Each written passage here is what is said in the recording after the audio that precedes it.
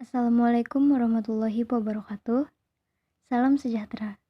Di video ini, kelompok kami akan mempresentasikan materi tentang break-even point.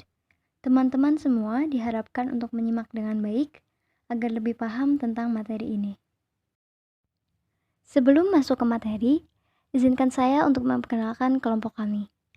Kami kelompok Moon dari kelas 11 Akuntansi 1 dengan Medina Nur Zahra sebagai ketua dan Siti Soleha sebagai wakil ketua, serta Imam Komarudin sebagai penyaji, dan saya, Najwa Nisrina Fadli sebagai moderator.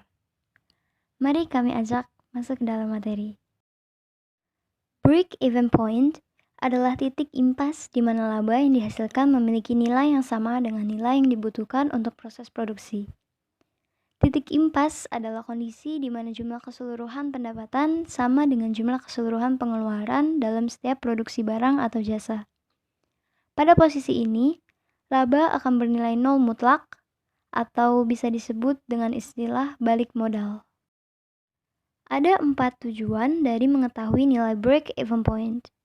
Yang pertama, membantu pengusaha dalam menentukan volume kapasitas produksi yang tersisa setelah tercapainya break-even point. Dengan mengetahui nilai tersebut, maka perusahaan akan mendapatkan proyeksi laba maksimum yang dapat diperoleh. Yang kedua, perusahaan bisa menentukan langkah efisiensi kerja yang bisa dilakukan. Yang ketiga, membantu pengusaha untuk mengetahui perubahan nilai laba jika terjadi perubahan harga produk. Hubungan antara nilai break-even point, harga produk, serta laba adalah hubungan sejajar. Maka jika salah satu dari nilai dari elemen tersebut meningkat, maka elemen yang lainnya juga akan mengalami peningkatan. Begitu pula sebaliknya. Yang keempat, break-even point juga bisa menentukan kerugian yang terjadi. Bagi pengusaha, dengan mengetahui nilai break-even point, maka pengusaha bisa mengantisipasi nilai kerugian ketika terjadi penurunan pada penjualan. Manfaat break-even point. Yang pertama, pedoman bagi pengusaha untuk memberikan nilai investasi yang tepat sehingga bisa mengimbangi biaya produksi awal. Kedua adalah bahan analisis bagi perusahaan untuk mengetahui nilai jual beli saham, perencanaan anggaran, dan proyeksi keuangan perusahaan. Ketiga adalah patokan dalam menentukan margin agar perusahaan memperoleh keuntungan bukan kerugian. Pada dasarnya, dengan mengetahui nilai ini, maka akan lebih mudah bagi perusahaan untuk menentukan kebijakan pada periode berikutnya. Selain itu, dengan adanya BEP ini, maka pengusaha akan dituntut lebih jeli dan berinovasi di berbagai bidang agar usahanya tetap eksis. Selanjutnya adalah konsep dasar perhitungan atau pembentuk. Yang pertama adalah biaya tetap. Biaya tetap atau lebih sering disebut fixed cost adalah biaya yang nilainya akan tetap dan konstan walaupun terjadi perubahan pada proses produksi. Biaya tetap bisa berupa biaya penyusutan mesin, biaya tenaga kerja, biaya sewa gedung atau gudang, dan lain sebagainya. Yang kedua adalah biaya variabel. Biaya variabel atau biaya tidak tetap yang lebih dikenal dengan istilah variable cost adalah biaya yang nilainya dapat berubah-ubah per unitnya. Perubahan ini disebabkan oleh volume kapasitas produksi yang bisa meningkat atau menurun sesuai dengan permintaan pasar. Contoh dari biaya variabel adalah biaya listrik, biaya baku, biaya transportasi, dan lain sebagainya. Yang ketiga, harga jual. Harga jual adalah harga yang diperoleh dari seluruh biaya yang dibutuhkan untuk memproduksi sebuah barang ditambah dengan nilai keuntungan atau margin yang diperoleh. Yang terakhir adalah pendapatan. Pendapatan atau penghasilan yang didapatkan dari semua penjualan produk. Jumlah pendapatan diperoleh dari harga jual dikalikan dengan jumlah produk yang terjual di pasar. Metode dan cara perhitungan. BIP per unit. BIP unit sama dengan biaya tetap atau harga per unit dikurang biaya variabel per unit. BIP nilai penjualan.